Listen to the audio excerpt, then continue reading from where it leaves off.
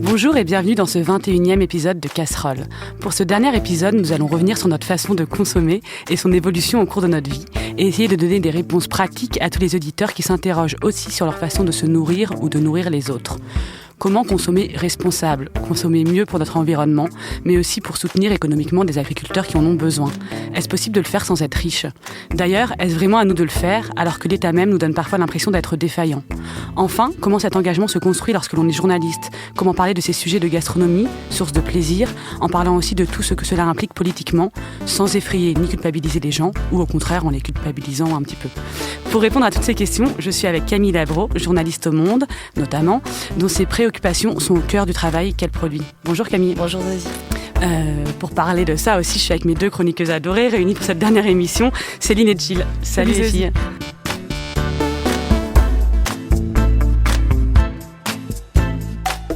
Pour commencer, j'aimerais vous demander à toutes les trois, est-ce que vous avez toujours fait attention à votre façon de manger, de consommer? Est-ce que cette façon de consommer, elle a évolué, disons, ces 10 dernières années? Je vais commencer parce que je suis la plus vieille. Oui, c'est ça. C'est ça. Carrément. Moi, quand j'étais jeune, quand j'avais 20 ans, je faisais pas très attention. J'ai toujours bien mangé. J'ai une maman qui cuisine super bien, donc j'ai toujours mangé des bonnes choses, mais je faisais pas vraiment attention à la provenance, où j'achetais, ce que j'achetais. Mais je crois que pour moi, le point vraiment tournant et qui aussi fait différent de vous, c'est que j'ai des enfants. Et que quand on commence à penser non seulement à se nourrir, mais à nourrir d'autres personnes qui sont dépendantes de nous, ça change encore vraiment la donne. Et je crois que c'est vraiment la naissance de mes enfants qui a tout fait basculer. Et toi, Jill?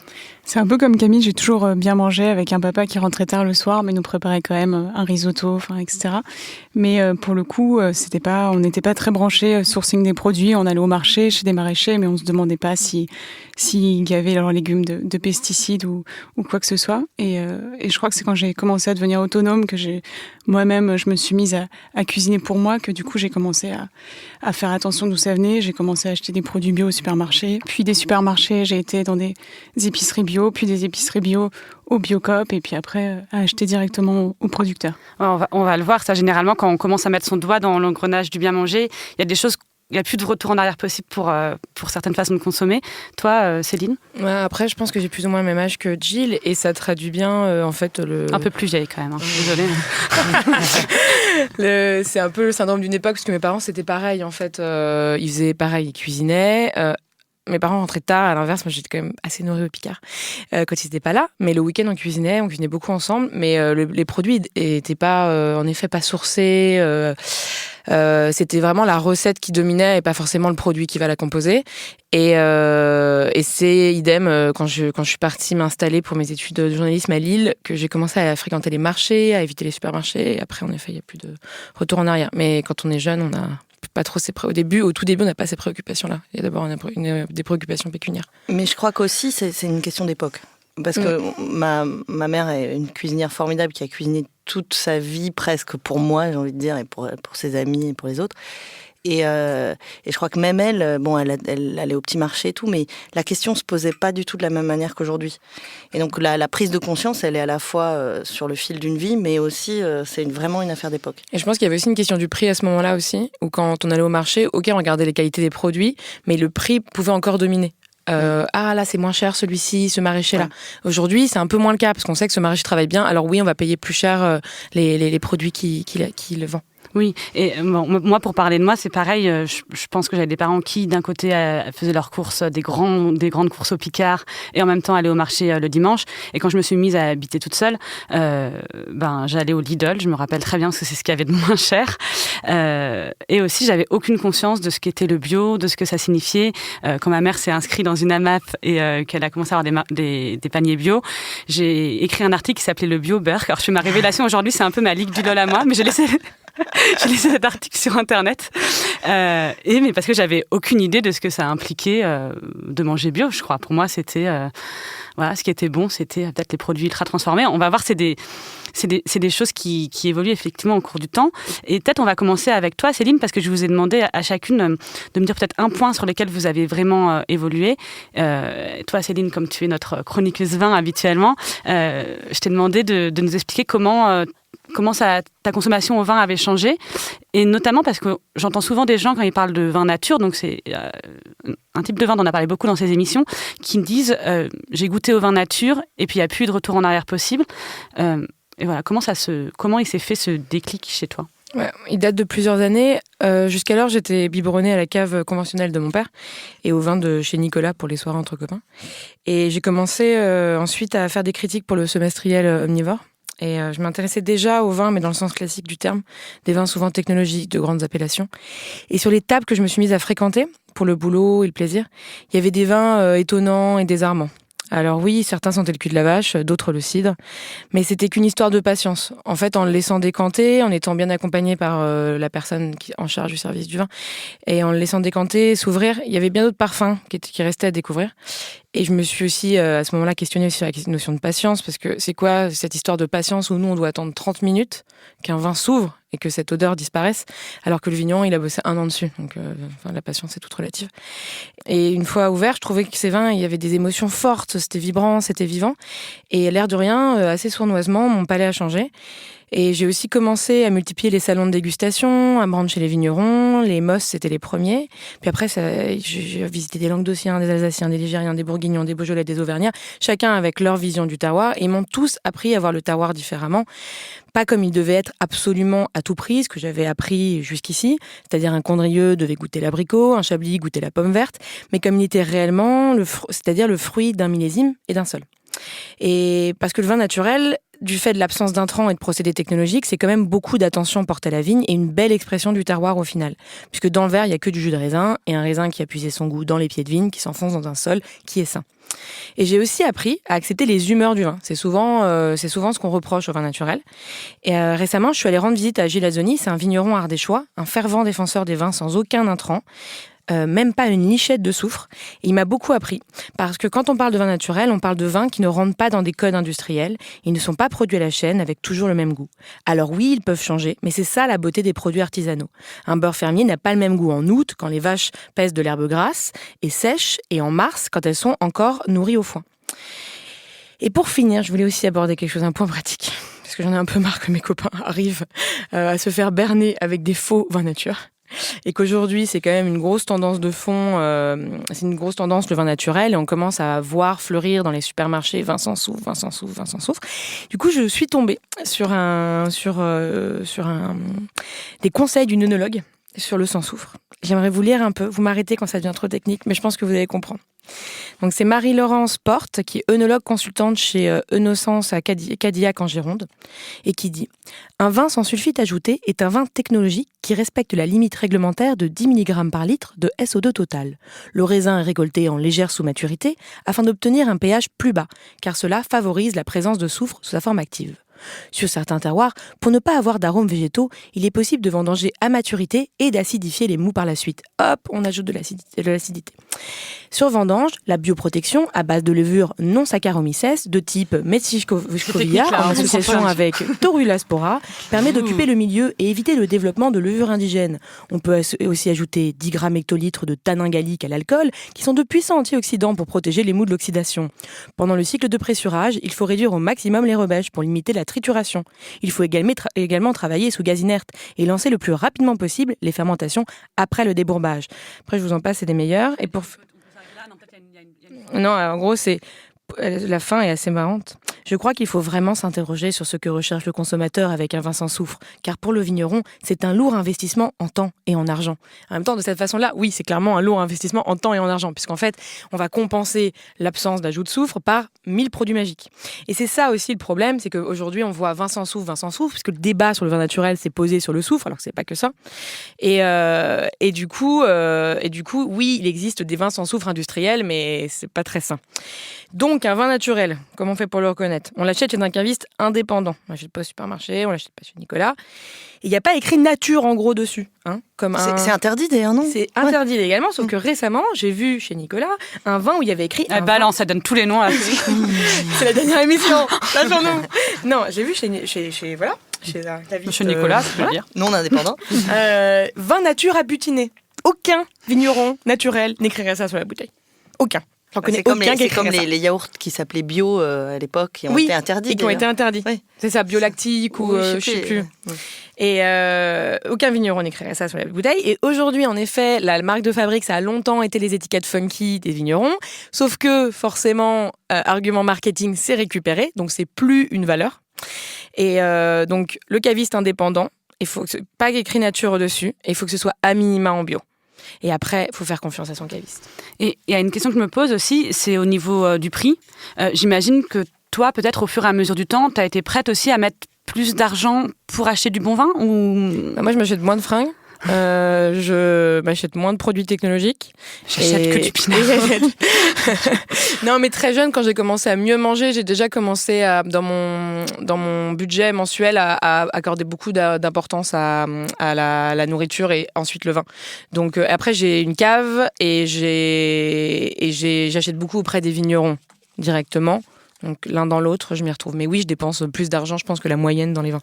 Et est-ce que il y a quelque chose qui, peut-être une question qui se pose pour toutes. Moi, par exemple, ça m'est arrivé de partir en week-end avec des amis qui n'étaient pas spécialement préoccupés par le bien manger. C'est des trucs qui te rendent dingue parce que t'as pas envie d'aller au supermarché, etc.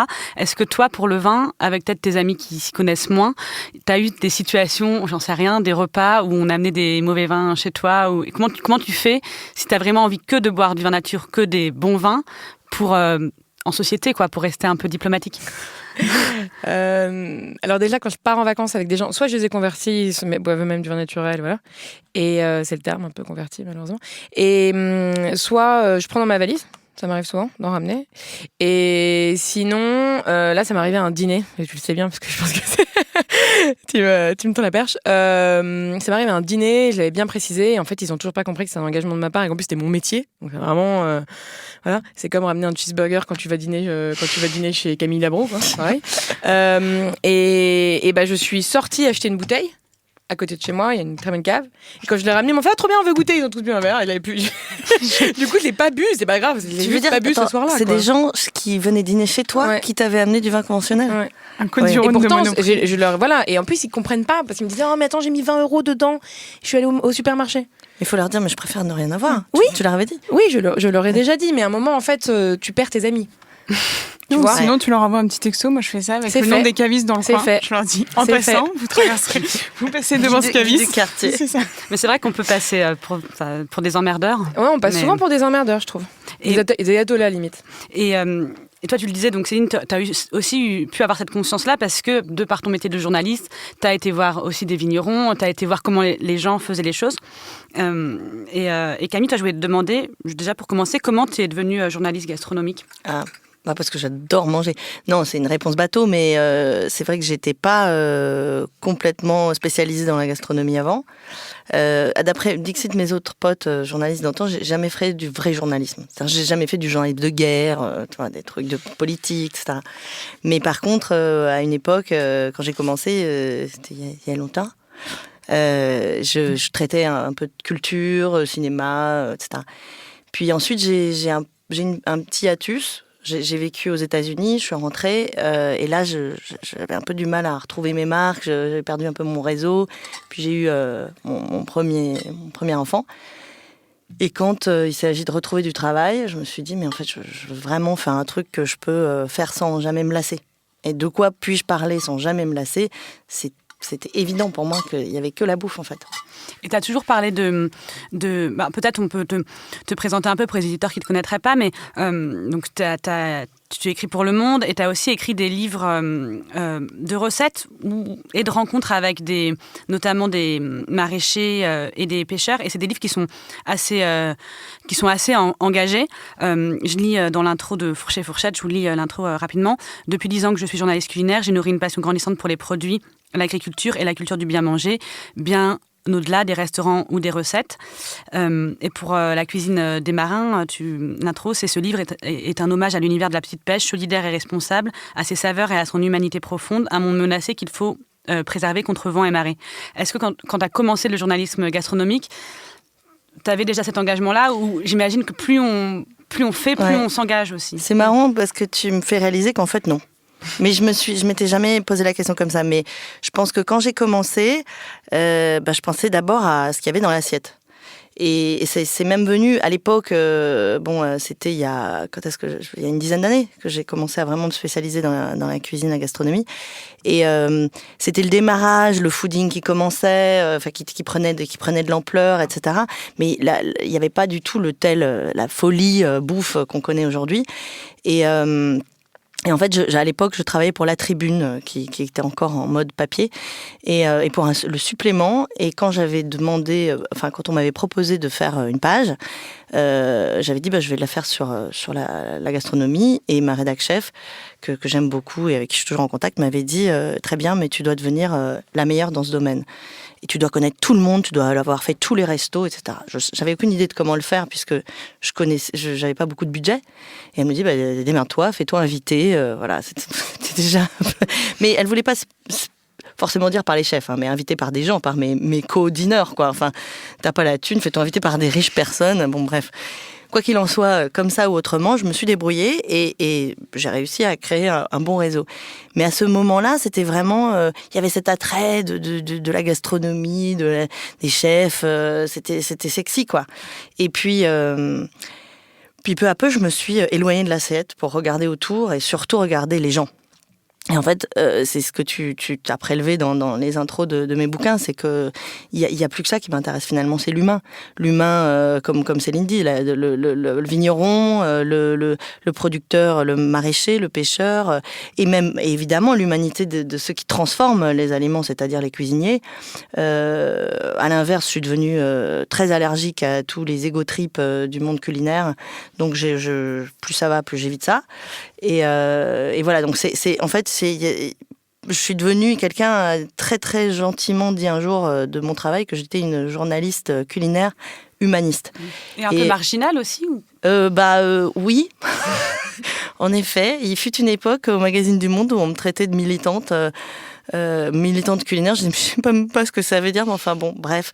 Mais j'en tire une fierté, hein. C'est-à-dire, je suis très contente d'être une militante culinaire engagée. Enfin, mais c'est intéressant ce que tu dis parce que moi, c'est quelque chose que j'entends souvent.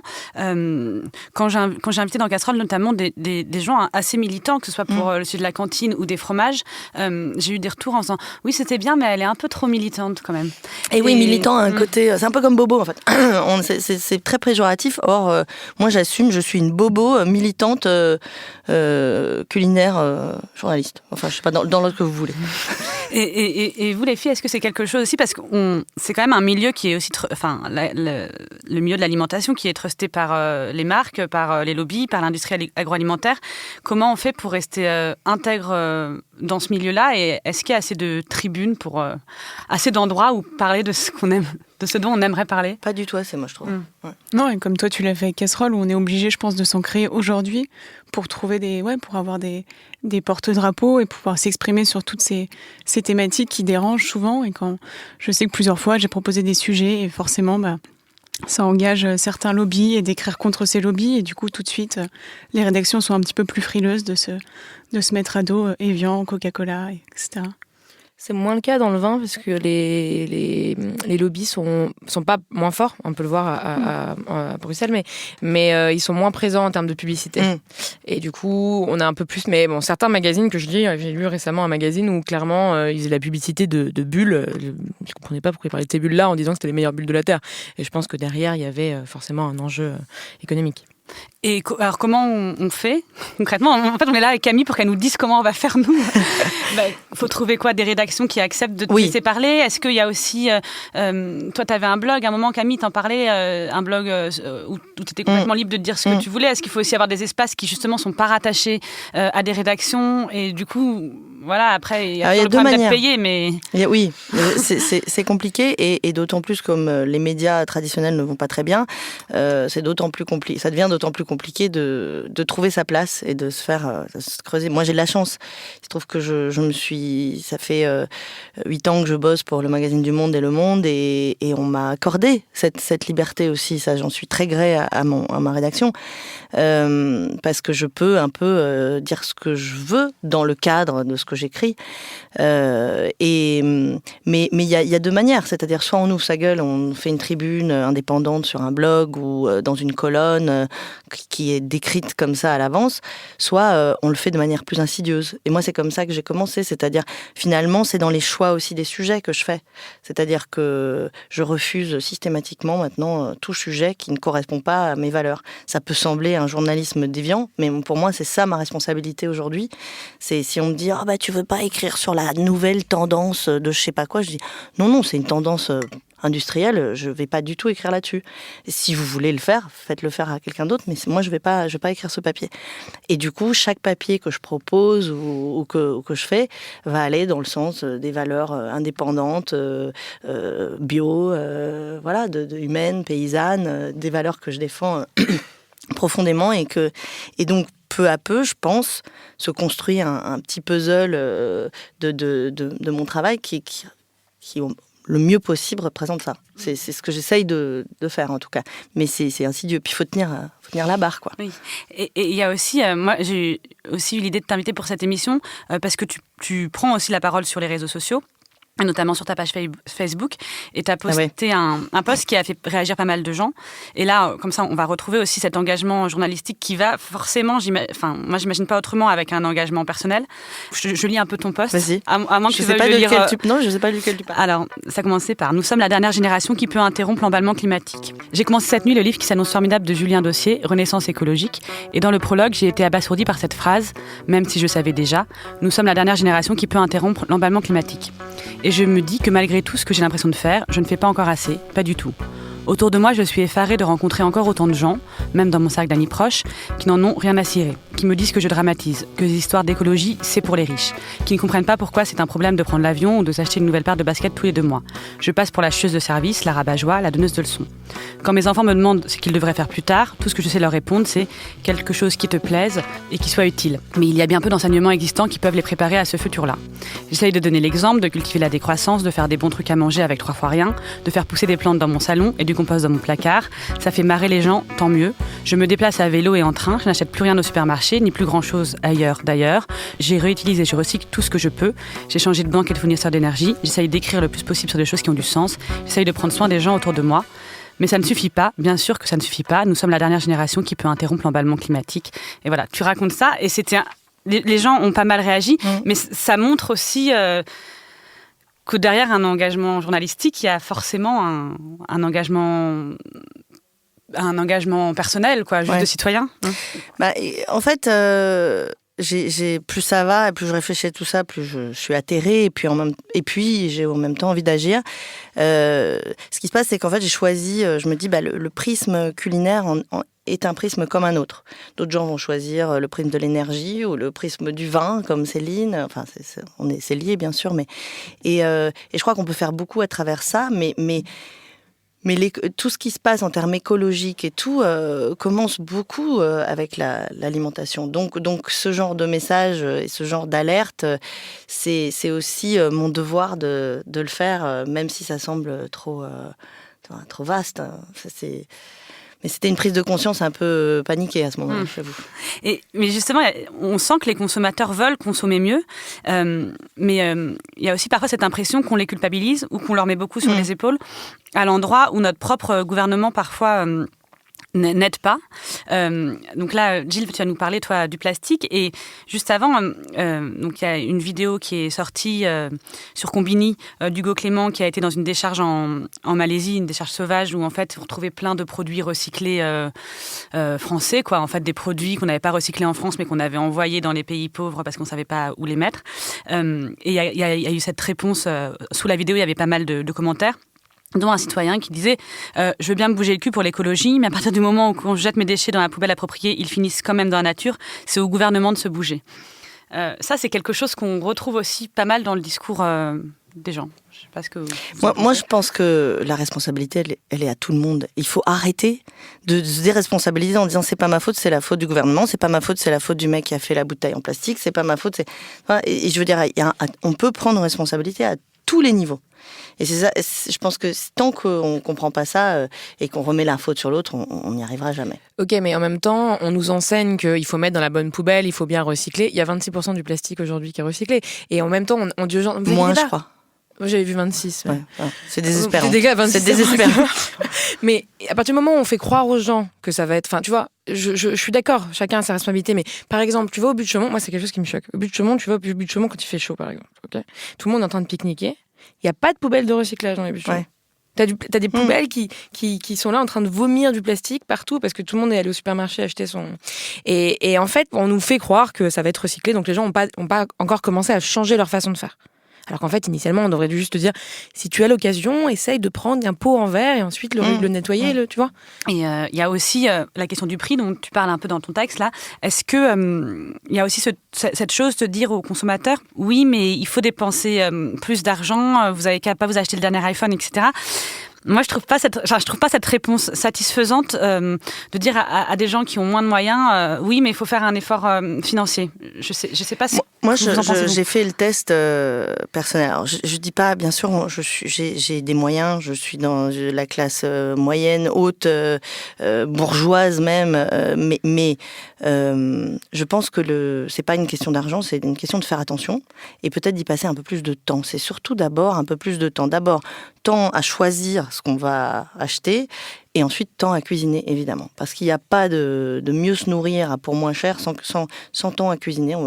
Là, on parle de produits industriels préparés versus produits bruts achetés.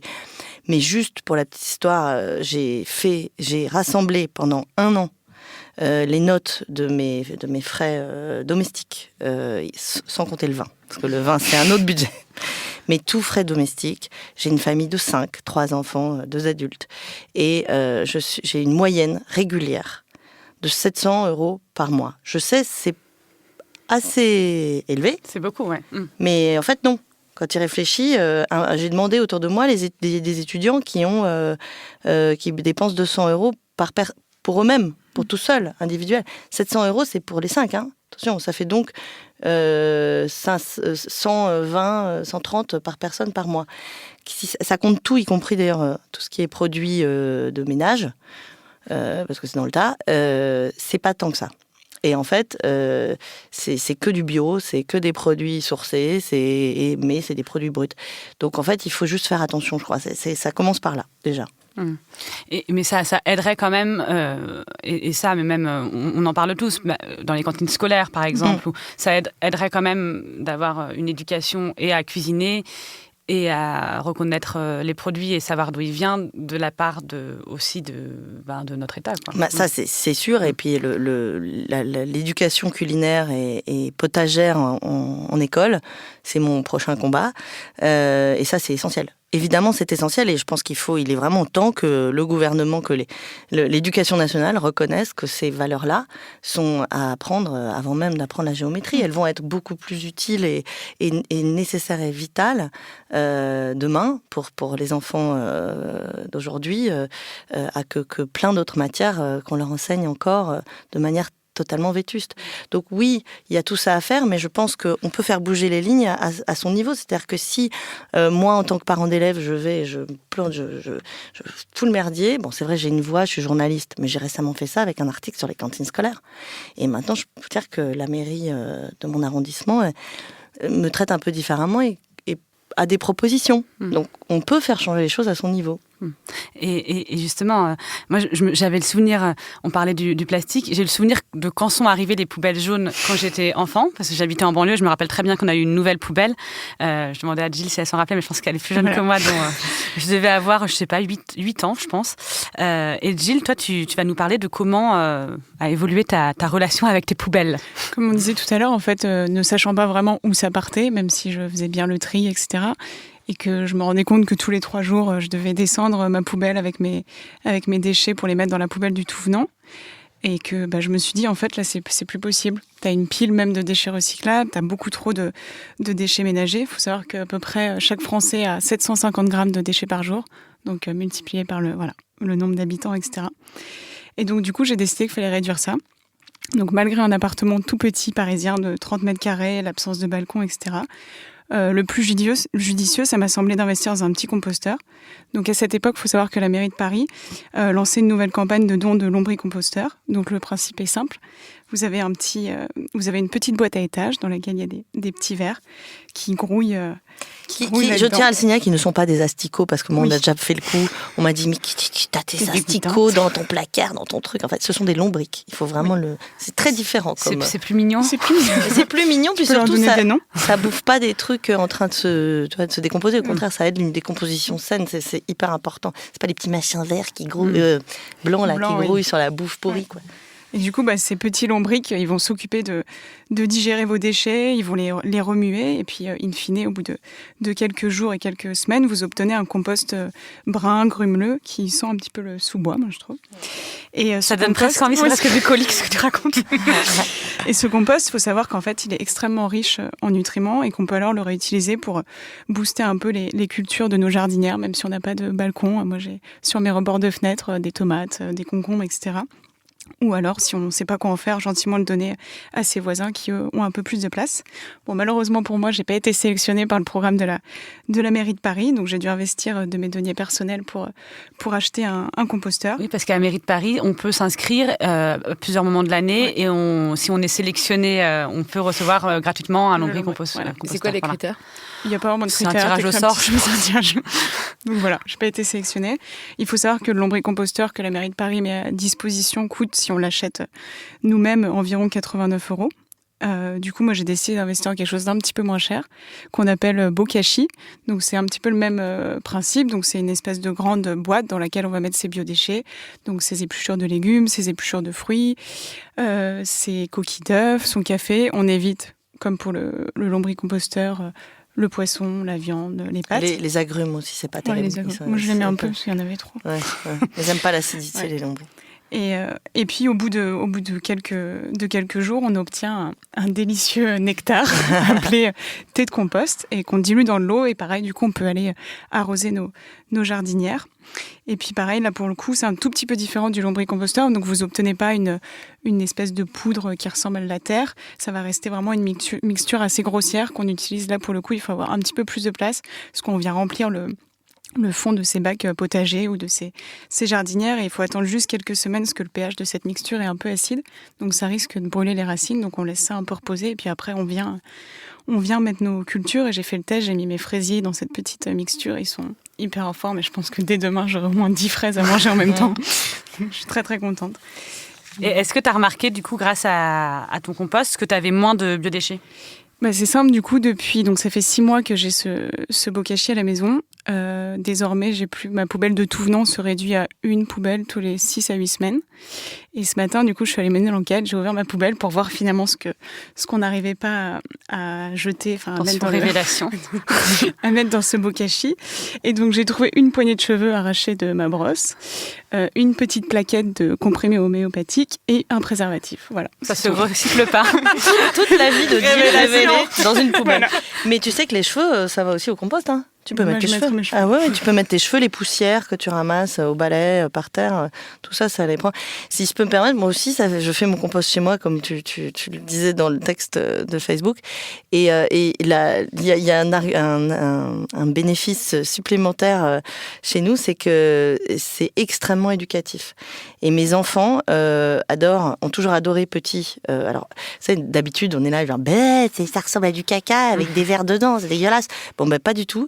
Eux, ils sont devenus... ils adorent le compost, ils adorent mettre les détritus au compost. Et comme j'ai pas d'animaux domestiques, parce que j'aime pas les animaux enfermés, ma fille de 5 ans, c'est les seuls animaux... C'est nos animaux domestiques. Elle est amie avec les... Elle est amie avec les lombrics. Ils ont tous des noms. Ils sont trop nombreux pour avoir des noms. Mais donc, très souvent, on va leur rendre visite, genre, comment vont lui... Donc, bonjour, coucou, oh, regarde, il y en a un là et tout. Et ce que je fais aussi, de manière toujours un petit peu militante, insidieuse, c'est que je leur donne des petits sachets mes grands maintenant ils sont au collège donc je fais plus ça, mais quand ils étaient à la primaire, je leur donnais des petits sachets de compost avec des vers dedans pour ramener à la maîtresse qui faisait des 3 pots de culture dans sa classe et je leur donnais pour mission d'expliquer aux enfants, aux autres, à leurs petits camarades, que c'était super les dons lombriques. Et du coup, il y a un cercle vertueux qui est ça. Maintenant, on me redemande. Parce que ça aussi, comment se débarrasser du trop de plein de compost quand on n'a pas de jardin et tout, c'est que je le largue à l'école. Il y a des endroits aussi à Paris où on peut s'en débarrasser. Mais dans les jardins, ils sont très contents dans les jardins si on leur ramène leur compost. Et puis même, il y a énormément maintenant de points dans les parcs où vous pouvez carrément, même sans que ça soit même pas du compost, mais juste amener vos déchets organiques. Amener ces déchets organiques, absolument. Et vous les mettez sur une pile et puis ensuite ils vont se dégrader. Mais il y a des composteurs. Dans certains parcs, il y a maintenant des composteurs installés, ce qui est quand même l'idée parfaite. C'est-à-dire que la plupart des gens n'ont pas envie de faire comme nous. Je comprends que mettre un composteur dans son chez-soi, c'est un peu extrême. Même si moi, j'adore, et je suis comme toi, je suis hyper fière de mon composteur. Mais c'est bien d'imaginer qu'on puisse, sur un petit relais, amener ses épluchures et les mettre directement dans un composteur, dans un parc qui va servir ensuite aux jardiniers de la ville de Paris pour planter des trucs. Donc ça, c'est super vertueux. Et au-delà du compost, comment on fait pour réduire même, on en parlait avec le plastique en Malaisie, etc., pour réduire sa consommation de plastique? Moi, je crois que la notion de temps qu'abordait Camille est très importante. Du coup, ces dernières semaines, pareil, j'avais la poubelle de tri recyclable qui baissait pas et je me suis dit, en fait, là, ok, faut se prendre en main. Et du coup, ça fait plusieurs mois, c'est bête, mais quand je vais faire mes cours, j'ai des petites poches en tissu toujours sur moi, donc je les remplis. Ça évite de reprendre, même si c'est recyclable, ça évite de reprendre à chaque fois une petite poche papier. Pareil pour les boîtes d'œufs. Et là, depuis 2 semaines, j'ai fait le choix extrême de dire il n'y aura plus de plastique du tout à la maison. Et donc, je me retrouve à me trimballer avec mes petits boîtes Tupperware pour les faire remplir. Et oui, ça prend beaucoup plus de temps. Parce que tout le monde ne propose pas ça. Et même les enseignes qu'on aime beaucoup, on n'offre pas toujours cette possibilité.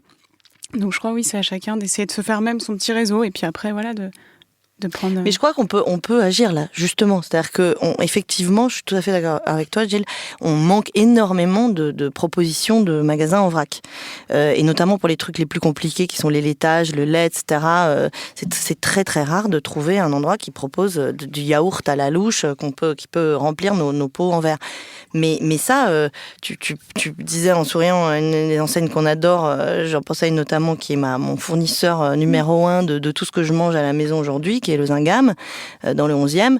Et eux, ça, j'en ai parlé, c'est un peu la nouvelle frontière. Ils ont très très peu de plastique. La plupart des trucs sont dans des cagettes et tout, et on se sert de choses recyclées. Mais il y a quand même encore des pots de yaourt, etc. Et ça, je pense que c'est vraiment le prochain challenge. Mais je pense que quand on est consommateur, là, on peut vraiment avoir une marge de manœuvre, parce que, un champ d'action, parce que on est en direct contact avec ces vendeurs et leur dire, écoutez, moi, vraiment, j'en ai marre de vous acheter des pots de plastique. Donc, et je vais vous amener mon pot, vous allez trouver une solution pour me le remplir et pour être plus vertueux. Et je pense qu'on peut vraiment avoir un impact de cette manière-là. Ouais, et il y a les laiteries de Paris aussi qui, eux, ont des pots en verre qui sont consignés. C'est ça, la consigne, c'est la solution. Et eux, ils me disaient que ça marche bien. En fait, les gens même vont acheter leur lait dans les bouteilles en verre, ils le ramènent, et puis comme c'est 50 centimes... voilà, c'est ça, vu qu'il y a un côté aussi où les gens mettent de l'argent dans ce contenant, du coup, je pense, sont un petit peu plus... enclin à les ramener. Il y a un truc, c'est qu'il faut vraiment se rendre compte que tout ça est extrêmement plaisant. Moi, plus ça va, plus j'ai mal au cœur, j'ai même mal au bide des fois quand j'ai un peu trop je manipule un peu trop de plastique. Et à l'inverse, quand on trouve des solutions pour remplacer tout ça, pour réutiliser des choses et tout, c'est extrêmement satisfaisant. Et justement, moi, j'ai demandé aux auditeurs de Casserole s'ils avaient changé leur alimentation ces dernières années, et j'ai eu énormément de réponses. Alors, il y en a eu beaucoup qui consommaient moins de viande, pas mal qui ont arrêté les produits transformés, qui vont plus en supermarché, qui mangent du bio. Il y en a pas mal qui sont devenus végétariens aussi. Et certains qui m'expliquent qu'ils ont réussi à changer leur alimentation parce qu'ils se sont mis à cuisiner. Alors, évidemment, c'est des auditeurs de Casserole, donc peut-être qu'ils ont déjà un lien avec la gastronomie, enfin, qui s'y intéressent déjà. Mais il y a des choses comme ça, se donner des petits défis. Donc moi, cette année, mon défi, ça a été alors je le faisais déjà assez peu, mais ça a été d'arrêter complètement de me faire livrer des trucs sur Deliveroo ou Uber Eats. Je le faisais pas beaucoup, mais il y avait toujours un dimanche soir, une fois tous les 3 mois, où j'étais hyper déprimée, je venais de me disputer avec mon mec et tout, et je me disais, allez, voilà. Et j'ai arrêté, enfin... ça a été ma résolution 2019 en lisant un papier notamment sur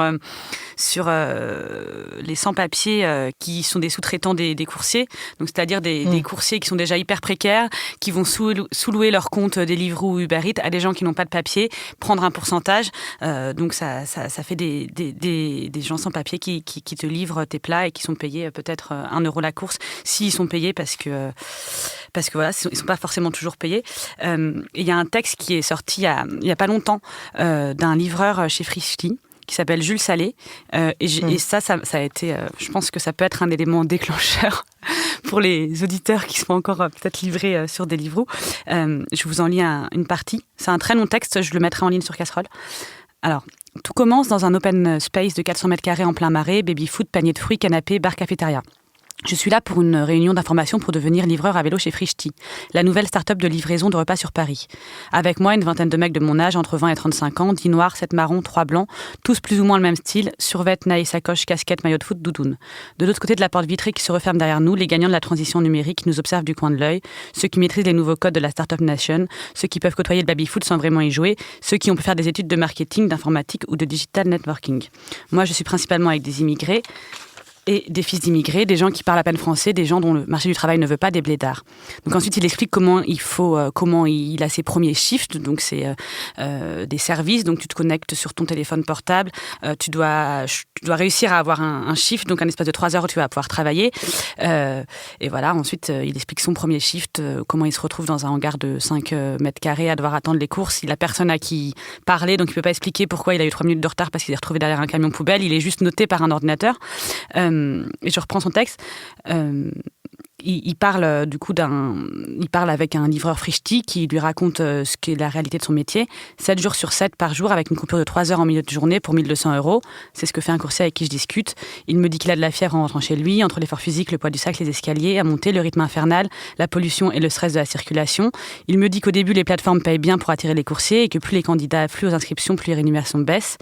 Les coursiers ne disent rien parce qu'ils savent qu'ils sont des centaines à vouloir bosser pour peu de places disponibles.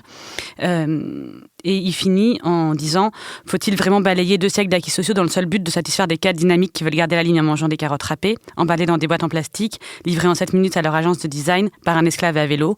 Non, c'est notre cœur social qui est en jeu. » Et voilà, ce qui est intéressant dans ce texte, qui est d'ailleurs très fort, c'est pas pour taper sur Frischti voilà, mais c'est aussi la conscience de ce que ça implique quand on mange, pas que sur les animaux, comment ils ont été élevés, etc., mais aussi sur les humains qui sont derrière. Et ça, c'est peut-être quelque chose qu'on oublie un peu quand on est très citadin, qu'on consomme, mais qu'on n'a pas du tout accès ni aux agriculteurs, ni aux gens qui font les choses. Est-ce que c'est aussi là où... Enfin, est-ce que c'est quelque chose qui est aussi important, quoi? Camille, ça fait partie de ton métier, mais de comprendre qui y a derrière et ce que ça implique, ce qu'on est en train de manger socialement aussi. Mais complètement, ce texte, il est tragique parce que on réalise à quel point on vit dans une société déshumanisée, qui n'en a rien à foutre des gens. Enfin, mais ça me fait penser à un truc. Moi, il y a quelque chose que je répète tout le temps, et je crois que c'est vraiment un élément clé. C'est quand on me demande, mais comment mieux manger quand on sait pas trop, quand on n'est pas comme toi et qu'on n'a pas les bonnes adresses, les bons circuits, etc. Je lui dis juste, pose-toi une question. Tu as la possibilité de connaître le nom de la personne qui a produit ce que tu vas manger? Alors ça peut sembler bizarre dit comme ça, mais en fait, si on tu vois, pour les vins nature par exemple, c'est typiquement, c'est même par définition un vin nature, c'est quelque chose dont on connaît on connaît le nom du vigneron. Donc ça déjà, c'est vraiment un secteur qui est très en avance dans cette idée-là, mais ça vaut pour tout. C'est-à-dire que moi, je ne vais plus chez un boucher, enfin je n'achète plus chez le boucher s'il n'est pas capable de me donner le nom, ne serait-ce que le prénom, de la personne qui a élevé l'animal qui me vend. Et alors là, vous pouvez vous accrocher. Dans une boucherie, pour avoir le nom de l'éleveur, en général, le boucher, il vous regarde d'un air effaré quand vous lui posez la question, parce que en fait, il a acheté tout à Rungis, et voilà. Mais si on fait les bons choix, ça commence par là, c'est-à-dire on inverse le problème. Si on cherche à savoir qui a produit, quel est le nom de la personne qui a fait pousser ces tomates, etc., ça mène forcément à du circuit court. Et donc, parce que par exemple, c'est pour ne pas les nommer, si on va acheter Osingam, Osingam, ils sont capables de vous donner les noms de tous les gens qui ont produit les légumes, les fruits, les laitages, les fromages qui sont là. Et par ailleurs, ça rend tout le monde responsable. C'est-à-dire que si moi je connais le nom de la personne qui a fait le produit, il n'y a pas de scandale sanitaire. Parce que moi, je peux dire, attends, mais le type qui m'a produit cette viande, dont je connais le nom, elle n'est pas bonne, ta viande. Donc, on peut se responsabiliser en tant que consommateur comme en tant que producteur. Mais ça, est-ce que c'est possible ? Pardon, vas-y Céline. Ouais, pour le consommateur, c'est aussi ça, le label de qualité. C'est qu'en fait, si tu connais le nom de la personne qui l'a produit, si le vendeur le connaît, ça veut dire qu'il sait comment ça a été fait. Oui. C'est juste ça, surtout. Et comment c'est parvenu à lui. Et comment c'est parvenu à nous par un circuit court et identifiable, transparent. Mais on sait quand même que les circuits courts, c'est pas par là que consomment le plus de gens. Il y a 80% des gens qui vont en supermarché. Je le répète souvent, mais est-ce que nous, c'est possible parce qu'on est à Paris et qu'autour de nous, on a cette possibilité-là d'aller aux Ingam. Là, on est à Belleville, mais près d'ici, il y a plein d'endroits où on peut se nourrir, terroir d'avenir, etc., où ils sont en relation directe avec les producteurs, les éleveurs. Est-ce que cette problématique-là, elle est pas la même dans des campagnes où... Il y a des relais fermiers aussi en campagne. Oui. Il y a des relais fermiers, il y a eu... les coopératives. Il y a des solutions. Après, en effet, il y a des kilomètres qui vont les séparer des coopératives ou des relais fermiers les plus proches.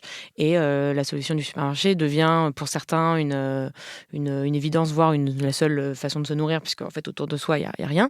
Après, quelques supermarchés avaient aussi pris le parti pris de commencer à faire du circuit court. Je ne sais pas où on en est aujourd'hui, tu sauras bien mieux que moi. Mais ça avance, voilà. Je trouve, ça avance dans les deux sens, le pire et le meilleur. C'est-à-dire qu'il y a effectivement de plus en plus de circuits de chaînes de supermarchés qui se lancent là-dedans, puisque forcément, c'est un business aussi. C'est un business, et puis c'est à la mode, et puis les gens veulent ça. Donc il y en a plein qui réfléchissent à comment faire ça, et parfois c'est vraiment de pur greenwashing, comme les trucs, le petit producteur et tout ça, où tu as une photo d'un type, tu sais même pas si c'est vraiment quelqu'un en vrai, ou si c'est un acteur, ou je sais pas. Mais globalement, à ce niveau-là, de toute façon, on ne peut pas faire sans la grande distribution. C'est-à-dire, imaginez un monde où on est tous nourris quasiment au direct ou par une seule personne interposée par des paysans. Pour l'instant, moi c'est mon rêve évidemment, mais c'est un rêve totalement utopique, puisque aujourd'hui, comme tu disais Zazie, la majorité des gens se nourrissent encore dans le supermarché. Donc il y a aussi cette idée qu'il faut changer le supermarché.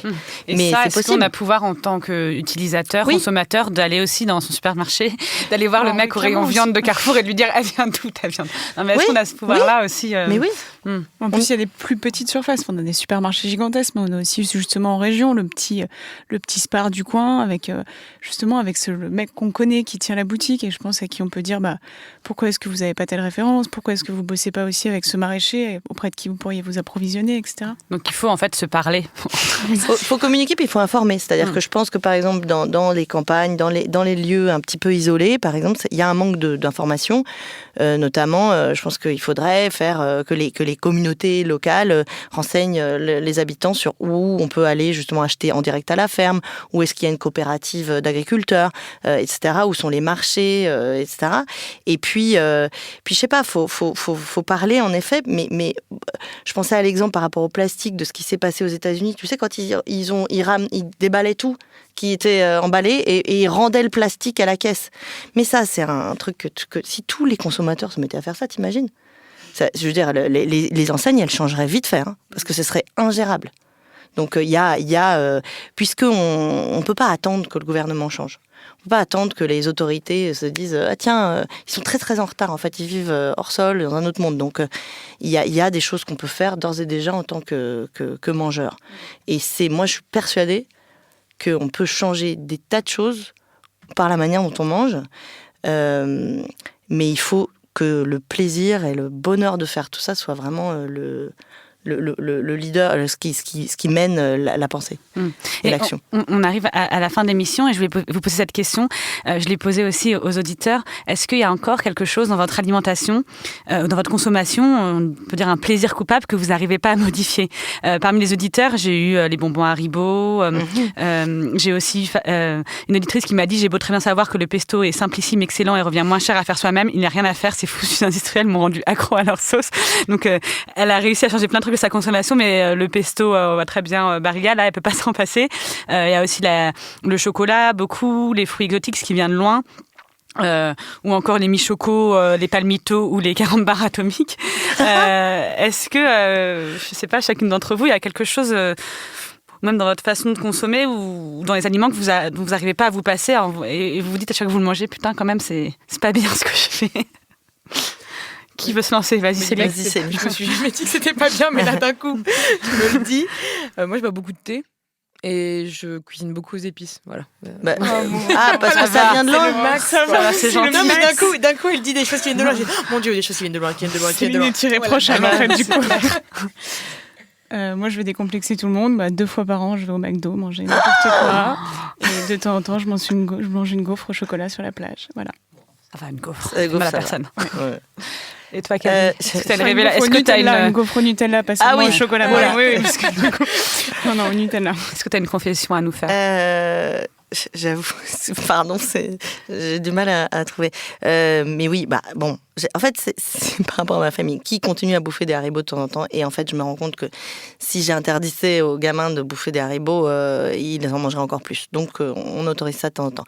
J'essaye de leur filer des bonbons, style des nounours, mais bio, mais ils sont vachement moins bons. Non, nous, on a c'est pas vraiment un complexe, mais on a 2 problèmes chez nous.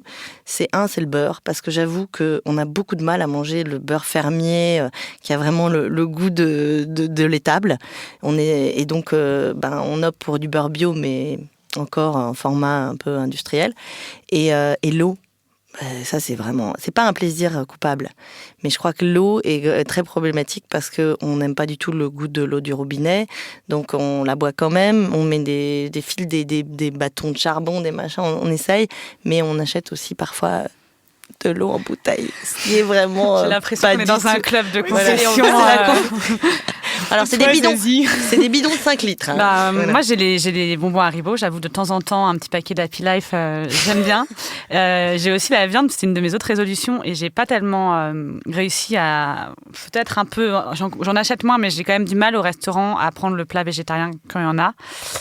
Et les sushis, alors mon changement c'est que je les fais moi-même. Bah oui. Mais si tu fais les sushis avec j'aime bien mettre du kiri dedans. Ah voilà. Il y a du kiri bio. Il y a du kiri bio. Mais voilà. Je vous dis franchement, hein, voilà. Et d'ailleurs, les sushis, c'est un truc que j'ai retrouvé pas mal. Plein d'auditeurs qui me disent j'ai tout arrêté. Par contre, les sushis qu'on vend dans les trucs en plastique et tout. Non, mais alors ça, justement, quand Jill tout à l'heure parlait, ou que tu parlais de la livraison, etc., ça, c'est un truc. C'était un des dernières choses qu'on a fait, de se faire livrer des sushis.